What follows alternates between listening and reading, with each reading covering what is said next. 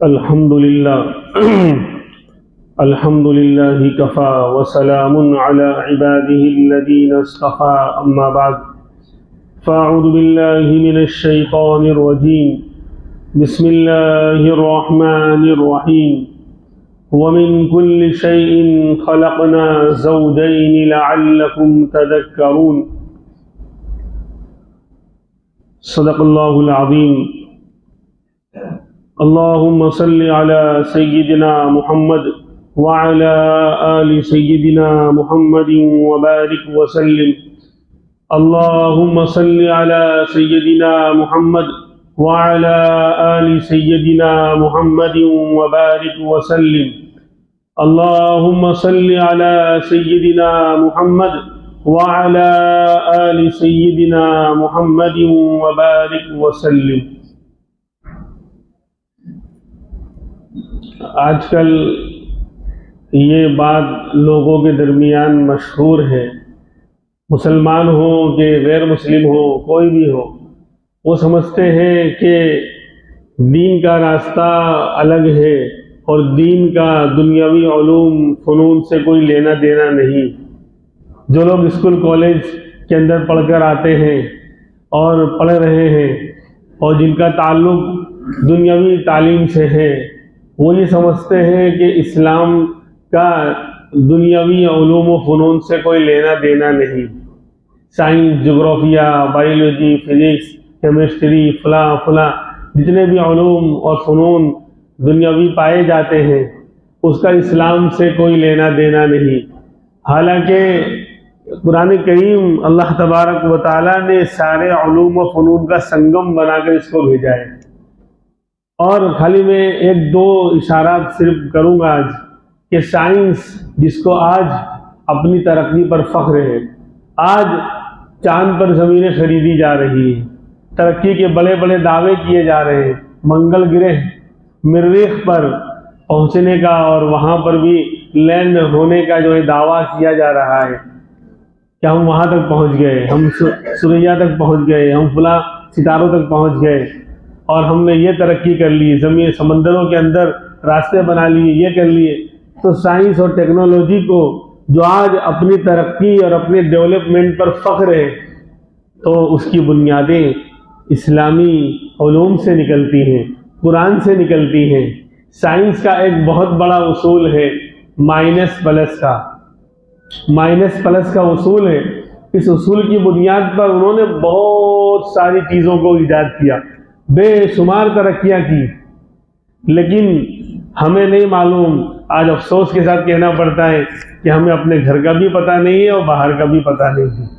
हमारा घर मतलब इस्लामी उलूम, कुरान के अंदर क्या है, हदीस के अंदर क्या है और बाहर के दुनियावी उलूम व फ़नून के अंदर क्या है। तो आज मुसलमान आम तौर पर दोनों एतबार से पीछे हैं। यानी हमारा दीन, हमारा इस्लाम क्या कह रहा है, उसकी तालीमात, उसकी हिदायत और उसकी रहनुमाइयाँ क्या हैं, वो भी हमें पता नहीं। तो मैंने आयत करीमा तिलावत की, उसमें उसी उसूल को बयान किया गया है। व मिन कुल्लि शैइन खलक़ना ज़ौजैनि लअल्लकुम तज़क्करून। अल्लाह तबारक व तआला फरमाते हैं, हर चीज़ के अंदर हमने दो जोड़े बनाए हैं। व मिन कुल्लि शैइन खलक़ना ज़ौजैन, हर चीज़ में हमने दो दो जोड़ों को पैदा किया है। सिर्फ इंसान ये नहीं करेंगे, इंसानों में हमने दो जोड़ों को, मेल फीमेल, स्त्री पुरुष, मर्द औरत, मुज़क्कर मुअन्नस, सिर्फ इंसानों में नहीं बल्कि हर चीज़ के अंदर हमने, अल्लाह फरमाते हैं, दोनों जोड़े पैदा किए हैं। और हमें जिन चीज़ों में जान नज़र नहीं आती, बेजान चीज़ों के अंदर भी अल्लाह तबारक व तआला का ये सिस्टम चल रहा है। जिन्हें हम महसूस नहीं कर सकते, उसके अंदर भी अल्लाह तबारक व तआला का ये सिस्टम चल रहा है। हर चीज़ के अल्लाह ने दो दो जोड़े बनाए हैं, मर्द औरत, रात दिन, अंधेरा उजाला, और आसमान और ज़मीन, चांद सूरज, हर चीज़ के दो दो जोड़े अल्लाह तबारक व तआला ने पैदा किए। इसी पर है माइनस प्लस, माइनस जुफ्त और ताक, एक ही और बेटी जिसको गुजराती में कहते हैं। तो माइनस प्लस का ज़ाब्ता भी इसी से है। इसी को लेकर तो आज उन्होंने तरक्की की है, ये ज़ाब्ता यहीं से उठाया है। कुरान करीम की इसी आयत से साइंस का ये बहुत बड़ा उसूल निकल रहा है, और इसी उसूल को लेकर उन्होंने दुनिया के अंदर मुख्तलिफ चीजें बनाकर तरक्की की और रॉकेट से उड़ाए और आसमानों तक और पता नहीं कहां कहां तक जाने का दावा वो कर रहे हैं। बहरहाल अब हम अपनी जात के अंदर गौर करें तो भी हमें ये बात नजर आएगी। इंसान अपने अंदर गौर करे तो अल्लाह तबारक व तआला ने उसके अंदर भी दो जोड़े रखे हैं, एक जिस्म है और एक रूह है। एक जिस्म है और एक रूह है। जिस्म मकान की तरह है और रूह उसमें रहने वाले मक्की की तरह है। जिस्म जो है वो मकान की तरह है और रूह अंदर रहने वाले मक्की की तरह। जैसे इंसान घर बनाता है और उस घर में वो रहने वाला मक्की होता है और मकान उसका, तो ऐसे ही जिस्म एक मकान है, रूह अंदर रहने वाली एक मक्की है। तो इंसान के अंदर भी दो चीजें हो गई, जिस्म और रूह। और फिर दूसरी बात ये अल्लाह तबारक व तआला ने जिस्म को मिट्टी से बनाया। अल्लाह तबारक व तआला ने जिस्म को मिट्टी से बनाया तो उसकी गिज़ा और फूड्स मिट्टी से रखा, मिट्टी से पैदा किया। इंसान जो कुछ इस्तेमाल कर रहा है, खा रहा है, पी रहा है, बल्कि कपड़े वगैरह पहन रहा है, सब जमीन से निकल रही है। सारी चीजें जमीन से उग रही हैं, सब्जियां, दालें। और जानवर, यानी अगर नॉन वेज भी इस्तेमाल कर रहा है तो उसकी असल में मिट्टी तो है कि जानवर को गिज़ा कहां से मिली। तो जिस्म जो है वो मिट्टी से पैदा हुआ तो उसकी गिज़ा भी मिट्टी से अल्लाह ने उसका निज़ाम किया कि वो मिट्टी से बना है तो उसको सारी गिज़ाएं, खाना पीना, जो कुछ वो इस्तेमाल कर रहा है, कपड़ा जो पहन रहा है, वो सब मिट्टी से बन रहा है। और रूह आसमान अल्लाह की तरफ से आई। अल्लाह रूह डालते हैं और निकाल लेते हैं, कहते कुन फयकून। वो कुन फयकून के मालिक है। देवबंद में होटल भी है कुन फयकून, ये जब भी जाएंगे आपको वहां चाय तैयार मिलेगी।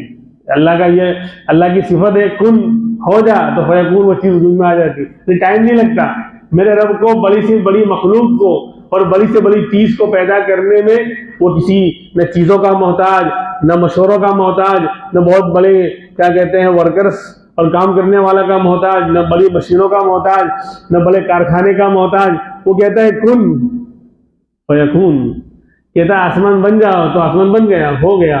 तो ऐसे वहां चाय भी फौरन तैयार मिलती है। जब भी जाओगे वहां कि दो चाय तो फौरन चाय आ जाएगी। उनका सिस्टम उन्होंने ऐसा बना रखा है, तो उसका नाम पड़ गया कुन फयकून। खैर, बोले कहां बैठा है, बोले कुन फयकून पे चाय पी रहा हूं। तो अल्लाह तबारक व तआला ने जिस्म जब मिट्टी से बना तो उसकी गिज़ा और उसकी फूड से भी मिट्टी से अल्लाह ने पैदा किए। और रूह अल्लाह की तरफ से आई तो उसकी गिज़ा के लिए आसमान से अल्लाह ने निज़ाम उतारा है। कुरान और वही जो उतारी आसमान से उतारी, क्योंकि रूह आसमान से आई है, अल्लाह की तरफ से आई है। तो उसकी गिज़ा जो है नमाज, रोजा, ज़कात, तिलावत, जिक्र, रूह की गिज़ा है। और खाना पीना, सब्जी, दाल और फल फूल, ये सब जिस्म की गिज़ा है। तो जो जमीन से है उसकी गिज़ा जमीन से, और जो आसमान से रूह आई तो उसकी गिज़ा का निज़ाम अल्लाह ने रूहानी आसमानी बनाया। देखो कुरान अल्लाह का पैगाम जो वही को तरक्की दिलाने के लिए है और इंसान को रूहानी तौर पर मजबूत करने के लिए है और अल्लाह से करीब करने के लिए है और रूहानी एतबार से मजबूत करने के लिए है। तो इसकी गिज़ा अल्लाह ने आसमान से वही की शक्ल में, कुरान की शक्ल में, अहादीस की शक्ल में और अहकाम की शक्ल में अल्लाह ने उतारा। तो अब तो बहरहाल में पहली बात तो मेरी ये थी कि हर उलूम, सारे उलूम का संगम कुरान करीम है। सारे उलूम का संगम कुरान करीम है। यानी कुरान करीम से असल तो कुरान इल्मे दीन के लिए आया था और आखिरत और इल्मे दीन के लिए कुरान आया था, लेकिन दुनिया के मसले भी इसी से हल हो गए। और मेरे भाइयों, दुनिया के एतबार से चंद फनून का जान लेना, चंद वर्ड्स का और अल्फाज का जान लेना, ये कमाल नहीं। अगर यही कमाल होता तो इसमें तो जानवर हमसे आगे हैं।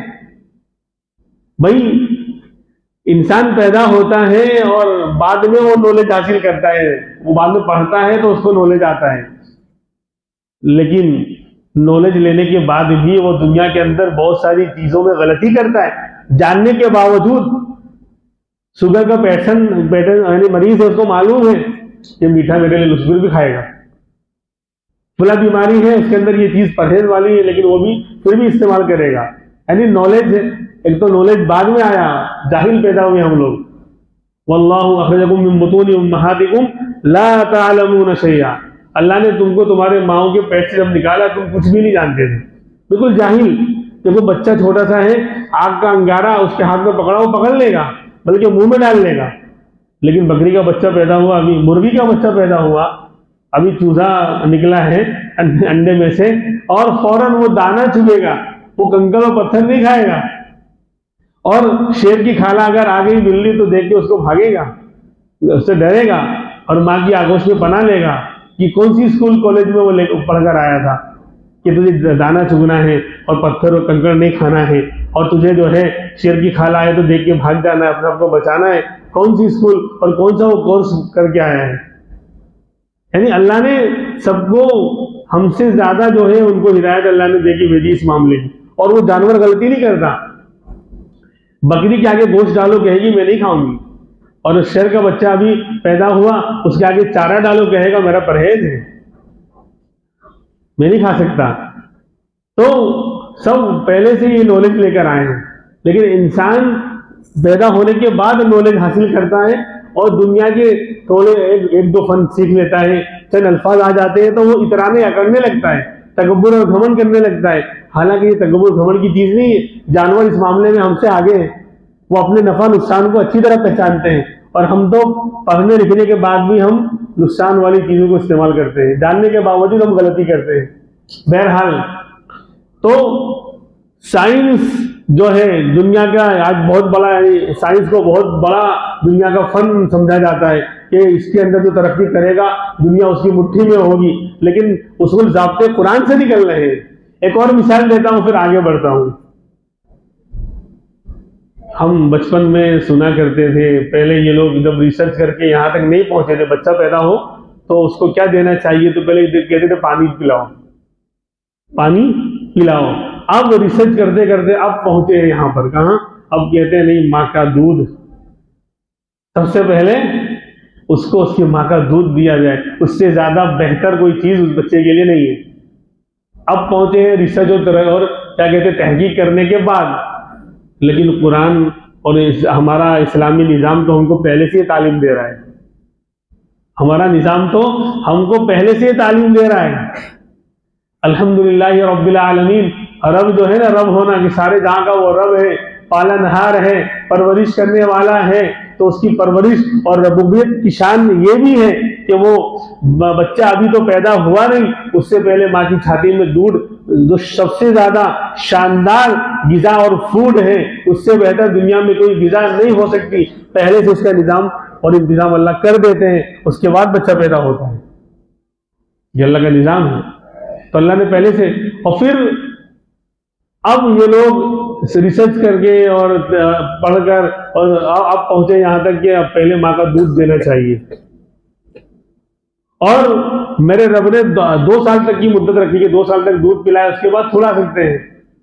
क्यों 2 साल तक पिलाए? और फिर मसला ये है कि जैसे जैसे बच्चा बड़ा होना शुरू होता है, 2 महीने का हुआ, 4 महीने का हुआ, 6 महीने का हुआ, उसकी दूध में चेंजिंग आती जाती है, जो उसको विटामिन, कार्बोहाइड्रेट्स, प्रोटीन्स और फुला जिन चीजों की उसको जरूरत होती है, वैसे उसके अंदर तब्दीली और ग़िज़ाइयत और बढ़ती जाती है।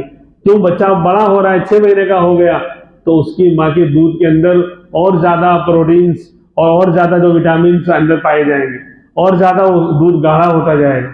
साल का हो गया तो साल के मुताबिक दूध आएगा। अब साइंस रिसर्च करते यहाँ तक पहुंची कि आप कहते हैं कि भाई जो नया बच्चा पैदा हुआ है उसको 1 साल वाली माँ दूध न पिलाए, यानी इसका बच्चा 1 साल का हो गया है, वो उस नए पैदा होने वाले बच्चे को दूध न पिलाए। क्यों? क्योंकि उसका दूध 1 साल वाले को सूट करेगा, और जो अभी नया पैदा हुआ है उसका दूध उसको कबूल नहीं कर पाएगा, हजम नहीं कर पाएगा, और उसको नुकसान हो जाएगा।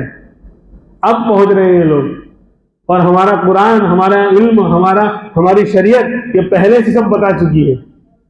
तो बातें तो बहुत सारी हैं, सुन्नत नबी और जदीद साइंस, इस पर लोगों ने किताबें लिखी हैं, मैं 50 मिसालें कि हमारी सुन्नत, हमारी शरीयत ने जो हमको तालीम दी कि भाई इस तरह सोना है, इस तरह खाना है, इस तरह पीना है, इस तरह चलना है, इस तरह उठना है, इस तरह बैठ, यानी रोजमर्रा की एक्टिविटीज और जो कामकाज हम करते हैं, खाना पीना, उठना बैठना, सोना, आराम करना, उसके अंदर जो शरीयत ने हिदायत दी है, जो नबी का तरीका और सुन्नत है, उस पर लोग रिसर्च कर करके अब आ रहे हैं कि हाँ हाँ बोले इस तरह सोना चाहिए, इस तरह होना चाहिए। ये साइंस अब तहकीक कर रही है, अब रिसर्च करके पहुंच रहे कि नहीं नहीं, जहां पर जो है मुसलमान कम है और यानी जिन कंट्रीज में क्या जहां गैरों ने जो है नमाज पढ़ते हुए देखा नहीं, तो जब कभी लोग वहां पहुंचते हैं, एयरपोर्ट पे नमाज पढ़ रहे हैं, तो वो आगे घेर लेते हैं, डॉक्टर से वो से आगे मिलते हैं कि ये एक्सरसाइज तो बहुत शानदार है, ये बहुत शानदार एक्सरसाइज है,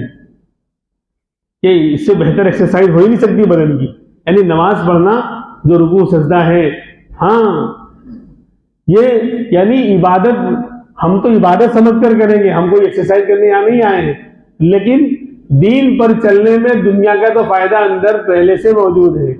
इसीलिए सुन्नत के मुताबिक जो नमाज पढ़ेगा उसकी जो है आज़ा वगैरह सही सालिम रहेंगे, सेहत अच्छी रहेगी, एक बहुत शानदार ये वर्जिश है। इसी तरह वजू का मसला, यानी शरीयत के हर मसले में, हर सुन्नत के अंदर जो है दुनियावी फवाइद और समरात और साइंसी एतबार से जो है फायदे छुपे हुए हैं। अब लोग रिसर्च कर रहे हैं, बहुत से लोगों ने रिसर्च करके इस्लाम कबूल किया। खैर मैं उस तरफ जाना नहीं चाहता, तो बहरहाल भैया अर्ज कर रहा था कि माइनस प्लस का सिस्टम कुरान ने पहले से बता दिया, तो हमारे अंदर भी जिस्म और रूह दो जोड़े अल्लाह ने अंदर भी रखे हैं और दोनों की गिजा अलग अलग है। जिस्म की गिजा जमीन से है और रूह की गिजा आसमान से है। रूह आसमान से आई तो गिजा भी वहीं से आई, और जमीन से मिट्टी से बदन पैदा हुआ तो गिजा भी मिट्टी से है।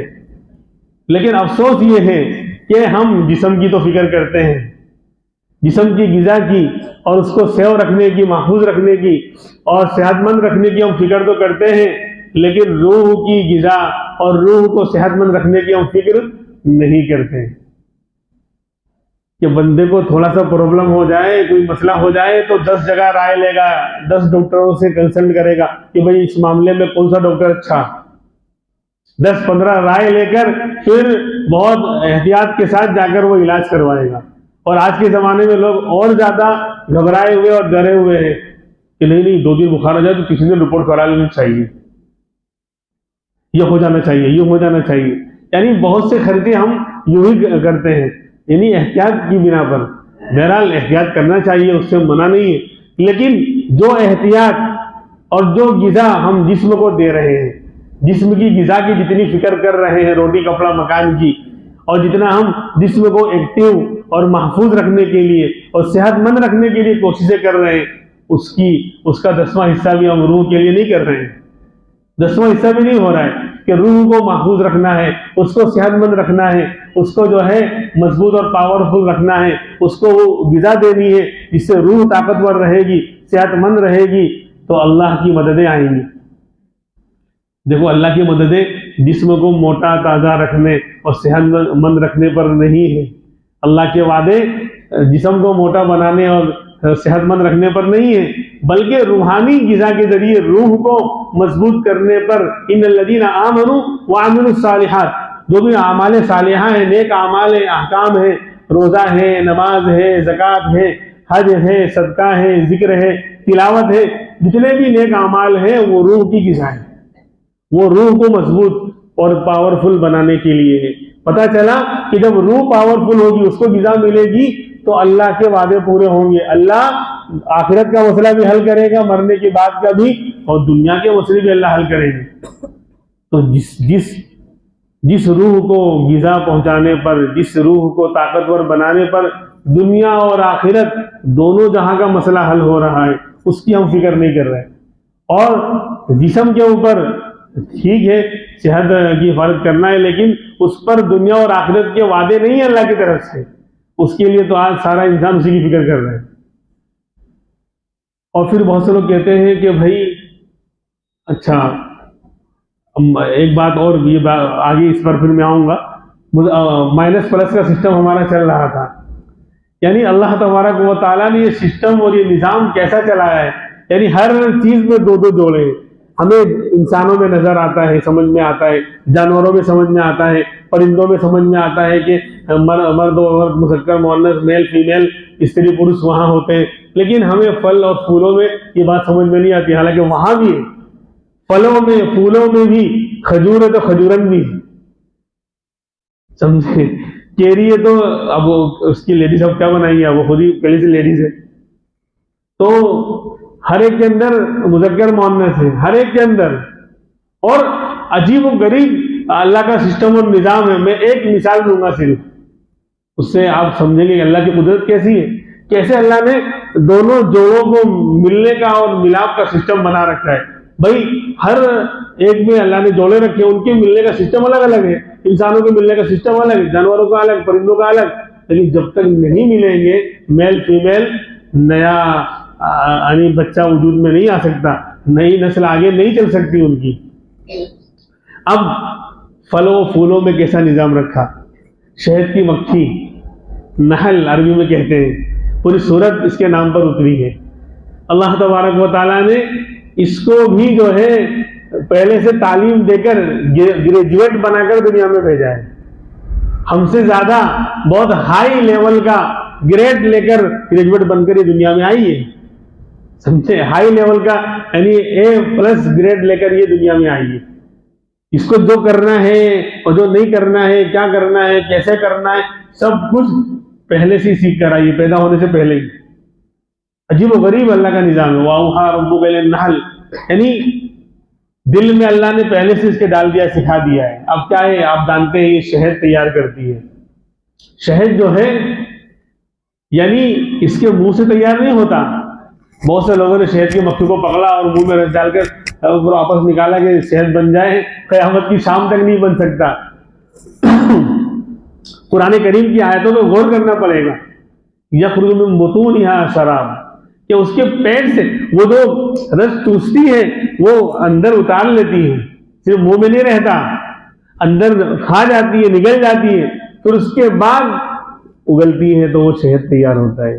उसके पेट से निकलता है, कुरान कह रहा है, मुंह से नहीं कि खाली मुंह में रस चूसा और थूक दिया तो वो शहद बन गया। नहीं, वो इतनी पाकीज़ा और इतनी नफीस और इतनी तहारत और साफ सफाई का ख्याल रखने वाली पूरा निजाम चलता है उनका, यानी अक्ल हैरान रह जाती है। पूरा जिसे इंसान होता है कि उनके अंदर पूरी हुकूमत होती है, बादशाह होता है, उसकी फौजें होती है, सिक्योरिटी वाले होते हैं। जिसे एक छोटी हुकूमत हो एक शहर की, उसका कोई बादशाह है तो बादशाह होगा, उसके वजीर होंगे और उसके जो है मुशीर होंगे, फौज होगी, सिक्योरिटी वाले अलग होंगे, चेक करने वाले कोई बाहर से कोई आ रहा है। तो ऐसे ही शहद की मक्खी का पूरा निजाम है, उसमें एक रानी होती है और दूसरे सब रानी सिपाही अलग होते हैं और सिक्योरिटी वाले अलग होते हैं। कोई भी शहद की मक्खी कहीं से भी शहद चूस कर ला रही है, जरा भी गंदगी अगर कहीं भी लगी होगी बिल्कुल, तो उसको बर्दाश्त नहीं करेंगे, वहीं पर शूट कर देंगे, मार डालेंगे। इसीलिए आप देखेंगे छतों के आसपास कुछ मक्खियां मरी हुई पड़ी रहती हैं, तो सिक्योरिटी वाले उनको शूट कर देते हैं। हाँ, 100 कौन सी बोलते हैं, 144 की धारा हर वक्त वहां लागू रहती है। उनको पहले से हिदायत है कि बिल्कुल साफ सुथरा, कोई गंदगी और कोई मिलावट वाला शहद नहीं चाहिए। यानी न तो तुम जो रस चूस कर उसके अंदर गंदगी चाहिए और ना तुम्हारे बदन में कहीं कुछ नहीं होना चाहिए। बिल्कुल, इसीलिए तो शहद को जो है फीही शिफाउन लिन्नास कहा गया। बहुत साफ सुथरा और पाकीज़ा यानी चीज है ये, बहुत ही नफासत और पाकीज़गी और सफाई के साथ इसको तैयार करते हैं। बहरहाल मैं जो असल बात बताना है, माइनस प्लस का वो मसला अब शुरू हो रहा है, थोड़ा तारुफ कराना पड़ा शहद की मक्खी का। अब आगे बढ़िए, अब इसको शहद बनाने के लिए रस चूसना है, तो अल्लाह ने इसको पहले से ही कोर्स करवा दिया है, समझे कि नहीं। ट्यूशन भी पढ़कर और स्कूल में पढ़कर सब पहले से वो आ गई है। क्या अगर आज दिल में आया कि आज जो है गुलाब का शहद है, जो उसका फूल का रस चूसना है, तो अब वो सुबह से लेकर शाम तक गुलाब के फूल पर ही जाएगी, किसी और की तरफ रुख नहीं कर सकती। या इसका सिस्टम है उसका। अगर आज उसके दिल में आया है कि आज मुझे गुलाब का रस चूसना है, उसका शहद तैयार करना है, तो वो गुलाब के फूलों पर ही जाएगी। जहां जहां गुलाब का फूल है, जिन गार्डनों में, पार्कों में और बागों में, जहां जहां भी उसकी निगाह सिर्फ गुलाब, ओनली रोज, सिर्फ गुलाब, और कोई निगाह नहीं। दुनिया भर के फूल आ जावे, दुनिया भर के दरख्त आ जावे, उसकी तरफ उसकी निगाह नहीं होगी। यानी हमारी तरह हफ्सी नहीं बन जाएगी कि जैसे अगर वो है ना वेफर सिस्टम शुरू हो जावे, ये भी रखा है वो भी रखा है, खाना इतना, ये भी ले लिया वो भी ले लिया, और फिर खड़े खड़े जानवरों की तरह घूम रहे, तवाफ कर रहे, जैसे जानवर खेतों में चरता है। तो बता रहे अल्लाह मियाँ हमें जो है, हम इंसान तो है लेकिन हमें इंसानों वाला सिस्टम समझ में नहीं आता, हम तो जानवर पना करेंगे और घूम फिर कर खाएंगे, और इतना खाएंगे 75% जो है जाय करेंगे। तो ये इसी हफ्सी बना नहीं करेगी, बस गुलाब तो गुलाब, उसी का रस चूसेगी। इसका फायदा क्या? इसका फायदा क्या होगा? इसके दो फायदे होंगे। क्या? कि जब उसके दिल में अल्लाह ने डाल दिया कि आज गुलाब का रस चूसना है, तो उसकी निगाह गुलाब पर ही रहेगी, कहीं और वो बिखरेगी नहीं, वो मुंतशिर नहीं होगी, कंफ्यूज नहीं होगी, तो फटाफट उसका काम होगा, थकावट कम होगी। जब आदमी की एक मंजिल तय है कि मुझे वही जाना है, इधर उधर कहीं और रुकना नहीं, कहीं और मेरा काम ही नहीं है, तो बताओ उसका काम फटाफट होगा नहीं होगा? उसकी निगाह अपनी मंजिल की तरफ ही होगी, तो उसको गुलाब तो गुलाब की तरफ ही जाएगी। चमेली है, रात रानी है, मोगरा है, फुला है, किसी का रस चूसने नहीं जाएगी, वो उसी की तरफ जाएगी, तो फटाफट उसका काम होगा, वो थकेगी नहीं, उसके काम में भी आसानी हो जाएगी। ये उसका फायदा हुआ। और दूसरा हमारा फायदा होगा, हमने शानदार गार्डन लगा दिया, बेहतरीन शानदार इंसान ने पार्क बना दिया कि मैं गुलाब का फूल लगा रहा हूं, गुलाब आएगा। गुलाब ऐसे नहीं आता, मर्द औरत तो चल फिर कर जाकर मुलाकात कर लेते हैं, तो गुलाब और गुलाबन, गुलाब और गुलाबों कैसे मिलेंगे? और जब तक नहीं मिलेंगे, नया गुलाब का नन्ना पौधा तैयार हो ही नहीं सकता, कली नहीं खिल ही नहीं सकती। हम समझते हैं कि हमने बाग लगा दिया तो अब तो जो है सारे फूल और फल उग जाएंगे, ऐसे नहीं उग रहे हैं। अरे बात समझ आ रही? जब हर चीज में अल्लाह ने दो दो जो उमिन कुल्ली शैइन खलकना ज़ौजैन, जब हर चीज में अल्लाह ने दो दो जोड़े रखे हैं, तो इंसानों का जोड़ा तो मिल रहा है, वो तो हमें समझ में आता है, वो तो हरकत कर रहे हैं, चल फिर के जा रहे हैं, मुलाकात हो रही है, जानवर मिल रहे हैं। लेकिन यहाँ गुलाब और गुलाबों मिलेंगे नहीं मिले, यहाँ तो कोई है नहीं, वो तो बेचारा वही लगा हुआ है फूल। तो अब हम समझते हैं कि हमने लगा दिया बाग तो अब वो उग जाएगा, ऐसे नहीं उग रहा है, ये अल्लाह की कुदरत है।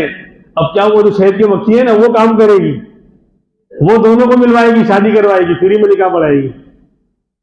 क्या हुआ? अब जब उसके दिल में अल्लाह ने डाला है कि ओनली रोज, सिर्फ गुलाब पर जाना है, अब वो उड़कर गई, एक गुलाब पर बैठी, रस चूस रही है। इत्तेफाक से वो गुलाबो था, इत्तेफाक से क्या था वो? यानी गुलाब का मेल था, मुजक्कर था, गुलाबो। तो वो जो बैठी, उसके पांव में उसके रेशे लग गए, उस गुलाब के मर्द के गुलाबों के रेशे लग गए। अब वो उड़कर दूसरे फूल पर गई, इत्तेफाक से वो गुलाबन थी। वो क्या थी? गुलाबन थी। तो उसके रेशे जो मुजक्कर वाले लगे हैं उसके पांव में गुलाबों के, अब वो गुलाबन के साथ मिल गए, मिलाप हो गया, सिस्टम हो गया, अब नई कली खिलेगी। हम समझ रहे कि ऐसे हो जाता है, हमने उगाया है, खाद हमने उगाया है, हम तो सड़ाते हैं खेतों में, जो होता है 10-20 किलो अनाज वो भी सड़ा डालते हैं अंदर डालकर जमीन में, हम क्या खाद उगाएंगे? खैर, तो ये सिस्टम हुआ। तो देखो इसका दो फायदा हुआ, एक तो उसको भी थकन नहीं होगी, उसका टारगेट उसको मुतय्यन रहेगा कि गुलाब तो गुलाब, कहीं और वो अपना वक्त जाया नहीं करेगी, सीधे वही जाएगी। और दूसरा है कि उनका मिलाप भी हो गया, गुलाब गुलाबन का मिलाप हो गया, तो नई कली और नया फूल अब खिलेगा। ये है वमिन कुल्ली शैइन खलकना ज़ौजैन। बहरहाल तो ये हर चीज में अल्लाह ने दो दो जोड़े रखे हैं। साइंस ने यहां से ही चुराया उसूल, और माइनस प्लस दो जोड़े माइनस प्लस का निकाला यहां से, और फिर उसके ऊपर रिसर्च करके दुनिया भर की तरक्की की और मशीनें इजाद की, और आज इसी पर निजाम चल रहा है। लाइट का निजाम देख लो, हर चीज का निजाम यही है, माइनस प्लस के साथ काम होगा वरना नहीं होगा। खैर, तो हमारे जिस्म के अंदर भी दो जोड़े हैं, जिस्म है और रूह है। तो बात यहां चल रही थी, मैंने जो रुकवा दिया था कि जिस्म की तो हम फिक्र करते हैं लेकिन रूह की गिज़ा की फिक्र नहीं करते। और फिर कहते हैं भाई हम तो बड़े मशगूल हैं, हमारे पास दुनिया भर का ये मसला है, हम बाल बच्चे हैं, तो अब इतनी फिक्र रूह की कैसे कर पाएंगे? ये मैं आपको बताऊं, कि दीन और दुनिया दोनों को लेकर आदमी चल सकता है, रुकावट नहीं है। इस मुल्क के अंदर सहाबा और अल्लाह वालों की बातें छोड़ो, अल्लाह के रसूल की बातें छोड़िए, वो तो थे ही बहुत ऊंचे मैयार के, लेकिन जिस मुल्क में हम जी रहे हैं, अपना माजी, अपना जो है पास्ट उठाकर देख लें, हम अपना माजी उठाकर देख लें, कितना शानदार दौर हमारा यहाँ गुजरा है। उस वक्त के बादशाहों का हाल क्या होता था, एक वाकया मैं सुनाता हूं बस, और फिर बात खत्म करूंगा। यानी दुनिया दीन की तरक्की में आड़े नहीं आ सकती कि आदमी दुनिया के अंदर कारोबार में लगाए और अपने दीन की फिक्र कर सकता है आराम से। जिस्म को पालने की फिक्र में लगाए तो रूह की फिक्र कर सकता है, दोनों में रुकावट नहीं। ख्वाजा बख्तियार काकी रहमतुल्लाह अलैह का इंतकाल हो रहा है, बहुत बड़े अल्लाह के वली, इनके बारे में तफसील में जाने की वक्त नहीं। बहुत बड़े अल्लाह के वली ख्वाजा मोइनुद्दीन चिश्ती अजमरी रहमतुल्लाह अलैह के खुलफा में है, और इनके खुद हजारों खुलफा और लाखों शागिर्द और मुरीदीन हैं। जब इनका इंतकाल होने लगा तो इन्होंने वसीयत की कि मेरे जनाजे की नमाज वो शख्स पढ़ाएगा जिसमें 4 शर्तें होंगी, 4 बातें जिसके अंदर पाई जाएंगी, वो मेरे जनाजे को हाथ लगाए और जनाजा पढ़ाए। जब इंतकाल हो गया और हजारों तो शागिर्दी थे, लाखों का मजमा, इतना बड़ा अल्लाह का वली इंतकाल हुआ, तो हिंदुस्तान की तारीख में ऐसे जनाजे बहुत कम देखे गए, लाखों का मजमा, और सफ़े लग गई। लेकिन जब नमाज की तैयारी होने लगी तो फिर ये जिसको वसीयत की थी वो खड़ा हुआ कि भाई नमाज से पहले इमाम साहब की शर्तें सुन ले, यानी इमाम कौन बनेगा, नमाज कौन पढ़ाएगा, उसकी शर्तें सुन ले, फिर नमाज होगी। नंबर 1, मेरे जनाजे की नमाज वो पढ़ाएगा कि बालिग होने के बाद जिसकी कभी तहज्जुद की नमाज न छूटी हो। फर्ज नमाज की बात नहीं पड़ेगी, तहज्जुद की नमाज कभी कज़ा ना हुई हो बालिग होने के बाद, एक शर्त। नंबर 2, जिसकी कभी तकबीर उला, बालिग होने के बाद तकबीर उला, पहली तकबीर जब इमाम अल्लाहु अकबर कह के नियत बांधता है तभी से वो हाजिर रहा हो, कभी उसकी तकबीर उला फौत ना हुई हो। 2, नंबर 3 के बालिग होने के बाद से कभी असर के पहले की 4 सुन्नतें कभी ना छूटी हो। तो गैर मौक़दा है ना, मौक़दा नहीं है तो इसका एहतमाम नहीं होता। भाई असर के पहले की 4 सुन्नतों का एहतमाम नहीं होता, गैर मौक़दा है, नहीं पढ़ो तो सवाब, ना पढ़ो तो कोई गुनाह नहीं। इसलिए मौका है तो लोग पढ़ते हैं, पढ़ना चाहिए, नहीं है तो कोई बात ही नहीं है। तो गैर मौक़दा सुन्नत कहा कि जिसकी बालिग होने के बाद असर के पहले की 4 सुन्नतें न छूटी हो। और चौथी शर्त सबसे खतरनाक, मोबाइल ने तो आज इस शर्त को बिल्कुल खत्म करवा दिया है कि बालिग होने के बाद किसी गैर महरम औरत पर निगाह न पड़ी हो। बालिग होने के बाद बिला जरूरत किसी गैर औरत पर, महरम औरत पर निगाह न पड़ी हो। ये 4 शर्तें, भाई तहज्जुद वाली शर्तें तो उस जमाने में बहुत से लोगों में पाई जाती रही होंगी, और नमाज के एहतमाम वाली भी होंगी, सुन्नत का एहतमाम, लेकिन ये चौथी शर्त सबसे खतरनाक। अब जनाजा रखा है, बहुत देर हो गई, लाखों का मजमा परेशान है, कोई आगे बढ़ने को तैयार नहीं, बड़े बड़े उनके खुलफा हैं, बड़े बड़े अल्लाह वाले हैं, मुरीदीन हैं, उलमा हैं, सुलहा हैं, सब जमा हैं, सब एक दूसरे का मुंह देख रहे हैं, और कि कौन आगे बढ़ेगा, कौन आएगा, कौन आएगा। बहुत देर हो गई तो एक शख्स अपने चेहरे पर चादर डाले हुए, अपने चेहरे को छुपाए हुए, सब चीरता हुआ आगे बढ़ रहा है। और आगे बढ़कर फिर उसने कहा कि सफ़े दुरुस्त करो, मैं नमाज पढ़ाऊंगा। तो उस वसी ने कहा, जिसको वसीयत की गई थी कि आपको शर्तें मालूम है, कहा कि हाँ मुझे शर्तें मालूम है, कि वो 4 शर्तें मेरे अंदर पाई जाती है कि बालिग होने के बाद से मेरी तहज्जुद की नमाज कभी छूटी नहीं, बालिग होने के बाद से कभी तकबीर उला फौत नहीं हुई, बालिग होने के बाद से कभी असर के पहले की 4 सुन्नतें नहीं छूटी, और कभी मेरी निगाह गैर महरम औरत पर नहीं पड़ी। चुनांचे नमाज पढ़ाई। जब लोगों ने देखा तो उस जमाने का पूरे हिंदुस्तान का बादशाह शमशुद्दीन अल्तमश रहमतुल्लाह अलैह थे। वो उस वक्त का वो हिंदुस्तान जो सिर्फ आज का हिंदुस्तान नहीं, बल्कि उसमें पाकिस्तान, और बांग्लादेश और श्रीलंका और बर्मा और बहुत सारे इलाके अफगानिस्तान के भी अंदर शामिल थे। यानी जो बड़े हिंदुस्तान, उस जमाने के पूरे हिंदुस्तान का बादशाह शमसुद्दीन अल्तमश रहमतुल्लाह अलैह थे। और फिर आकर ख्वाजा बख्तियार काकी के जनाजे से चेहरानी कफन हटाया और फिर रोने लगे कि ख्वाजा मैंने आपका क्या बिगाड़ा था, ये मेरे और मेरे अल्लाह का राज था, कोई नहीं जानता था, अब तक ये राज छुपा हुआ था, लेकिन ख्वाजा क्या मैंने आपका क्या बिगाड़ा था कि आपने जाते जाते मेरा राज फाश कर दिया, सबको मालूम पड़ गया और नहीं ये राज छुपा हुआ था। तो मेरे भाइयों, बादशाहत, हुकूमत, सल्तनत ये भी दीन पर चलने में आड़े नहीं आ सकती, रुकावट नहीं आ सकती। हमें जिस मुल्क में हम जी रहे हैं, जिसमें हम सांस ले रहे हैं, उसका माजी इतना शानदार था कि उस वक्त के बादशाह इतने जबरदस्त अल्लाह के वली हुआ करते थे। तो इसलिए कोई बहाना हमारा नहीं चल सकता कि हम जो है कारोबार में लगे हुए हैं, हमारे पास वक्त कहाँ है। मैं तो पहले भी कहता आया हूं, आज भी वो जुमला फिर निकल कर रहा हूं कि सबसे बड़ा झूठ आज के जमाने का क्या है?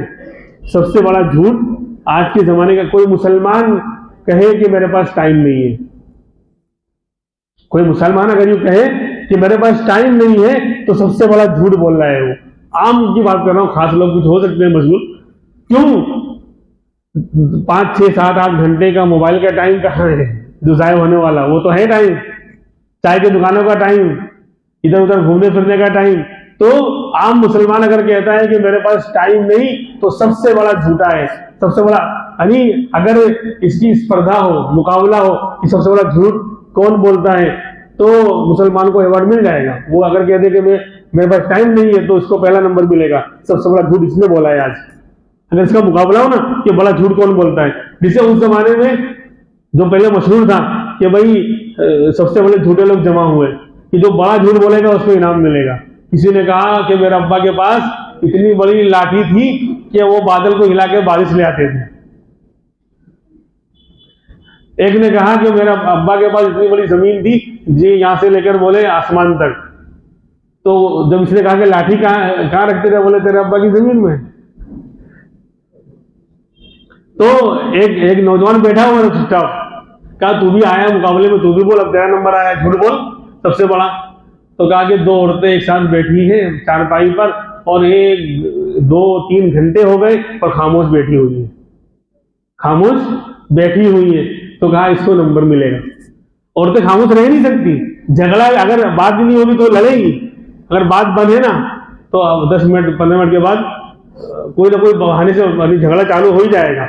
और अगर झगड़ा नहीं है तो फिर तो क्या कह रहे, बातें जितनी निकलवानी हो ये औरत इसमें माहिर होती है। तो कहा कि इसको इनाम दिया जाएगा पहला नंबर, कि इसने सबसे बड़ा झूठ बोला है। तो अब इस्तिलाह बदल रहा हूं मैं, आज मुसलमान कहे कि मेरे पास टाइम नहीं है, सबसे बड़ा झूठा है वो। अल्लाह हमें समझ अता फरमाए। अल्लाह जो है यानी हमें दीनी उलूम और दुनियावी उलूम दोनों को हासिल करने की अल्लाह तौफीक अता फरमाए। और जिस्मानी गिज़ा की हम फिक्र कर रहे हैं तो रूह की गिज़ा की भी अल्लाह हमें फिक्र करने की तौफीक अता फरमाए। व आखिर दावाना अनिल हम्दुलिल्लाहि रब्बिल आलमीन।